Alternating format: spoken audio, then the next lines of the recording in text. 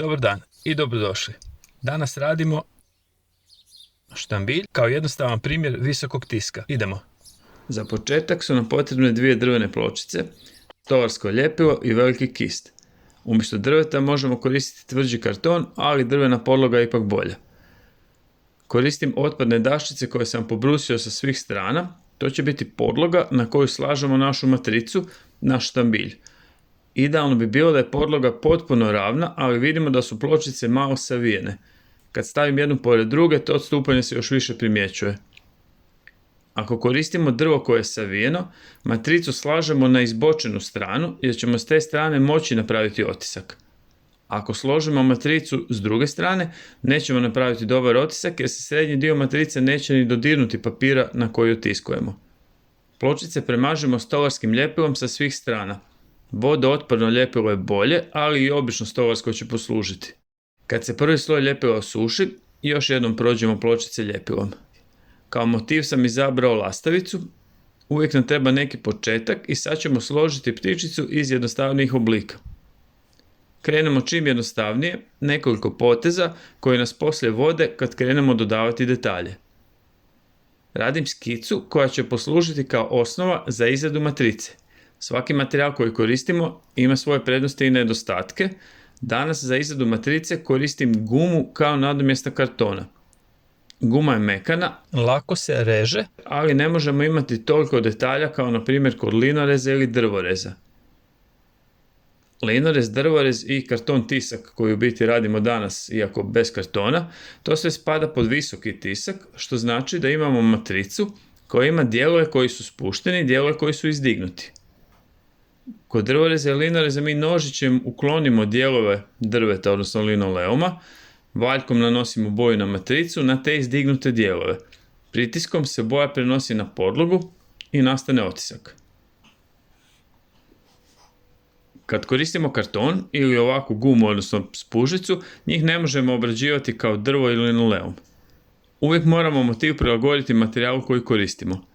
Razmišljajmo o plohama te pozitivnom i negativnom prostoru. Dok skiciram i razrađujem crtež, razmišljam što će od ptice izrezati iz gume. Ovaj tamni dio bi mogao biti iz gume, a ovi bijeli dijelovi će biti izrezani van. Vidjet ćemo kako to izgleda. Skicu moramo prenijeti na gumu na koju ćemo rezati. Naslonio sam pločicu i prošao rubove olovkom. Mogao sam već prije skiciranja zacrtati veličinu pločice tako da budem siguran koliko velik motiv moram napraviti. Dodajem malo detalja na drugu skicu, sad dolazimo do gume. Prodaje se pod raznim imenima i u raznim bojama i veličinama.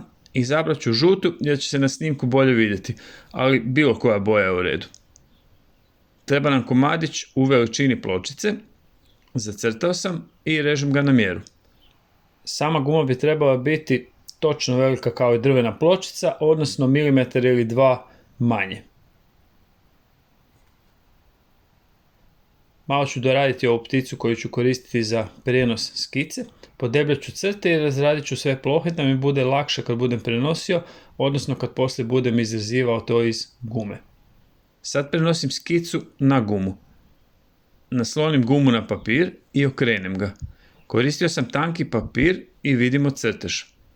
Olovkom pritisnem po tim crtama i grafit s druge strane papira se prenese na podlogu, u ovom slučaju na našu žutu gumu. Obično to radimo olovkom, ali pošto je guma mekana, vidimo da je dovoljno samo malo pritiska prstima, odnosno dlanom. Prenijeli smo grafit na gumu, malo ću podebljati crte i spremni smo za rezanje.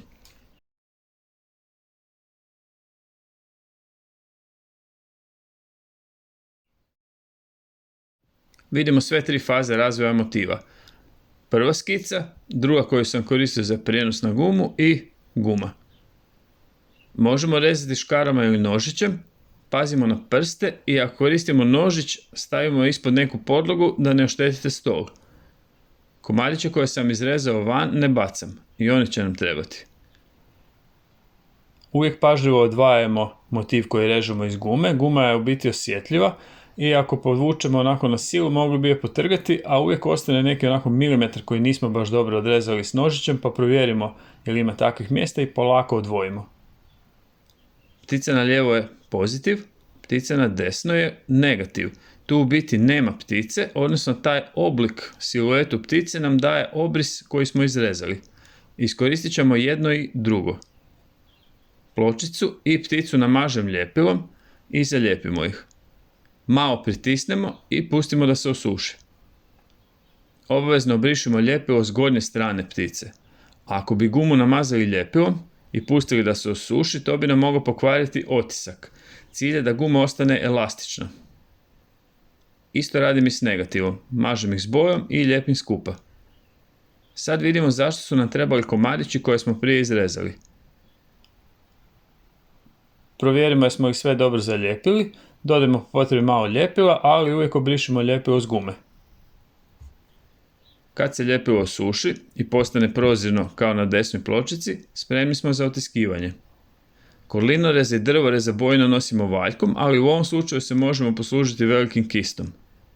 Kad nanosimo boju kistom ne radimo poteze, već boju utapkamo i na otisku se vidi kao da ima neka zrnata tekstura. Izgleda kao stari tisak. Pritiskom prenosimo boju na papir i ovo doslovno funkcionira kao veliki štambilj. Koristim tempere jer njih možemo lako isprati s matrice, ali možemo koristiti i boje za linorez. Akrilne boje možemo koristiti, ali matricu moramo očistiti odmah nakon par otisaka. Akril ima postojan pigment i ako bi pustili da se boja osuši na matrici, ubrzo bi gornji sloj gume postao sve tvrđi i sve teže bi otiskivali s njega. Ne bi koristio ni uljane boje jer su preguste, što nije dobro za otisak.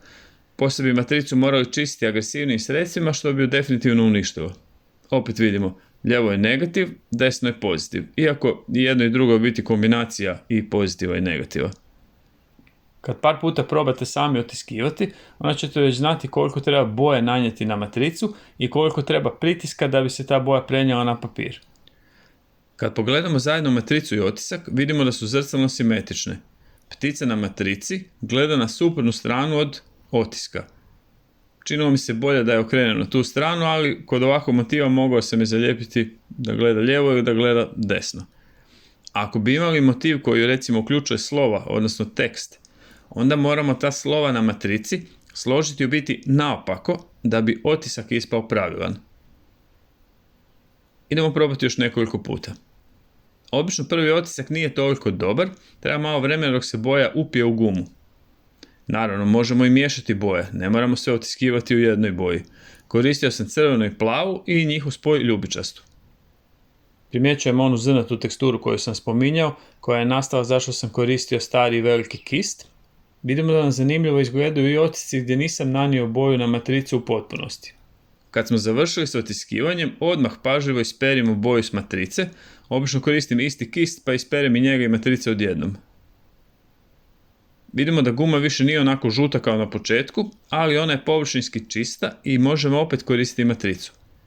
Ako se desi da se neki komadić gume odvoji, jednostavno ga opet zalijepimo na pločicu. Pretpostavljam da vam je sad jasno zašto smo toliko puta premazivali samo drvo ljepilom. Znači to ljepilo je u biti stvorilo zaštitni film i ono nam je zaštitilo samo drvo da se boja previše ne upija u njega, da lakše očistimo matricu, da je možemo koristiti još. I još malo ideja. Otiske možemo kombinirati. Kad bi koristili boju za tekstil, mogli bi to otisnuti i na majicu, a ne samo na papir. Mogli bi napraviti još jednu istu matricu, ali okrenuti pticu da gleda na drugu stranu, pa bi i to mogli zgodno iskoristiti. Vidjeli smo na početku da ih možemo otiskivati na razne površine, na drvo, na zidove. Naravno, za svaku površinu moramo imati odgovarajuću boju. Probajmo pogoditi koji su listovi primjer pozitiva, a koji negativa. Listovi na drvenoj ploči su pozitiv, listovi ispod njih na zidu su negativ. Možemo ih otiskivati i u glinu, ali to je već neka druga lekcija. Probajte se malo poigrati i napraviti jedan ovakav štambilj, veći ili manji, i kao i uvijek, opustimo se, budimo kreativni, bit će sve ok. Sretno!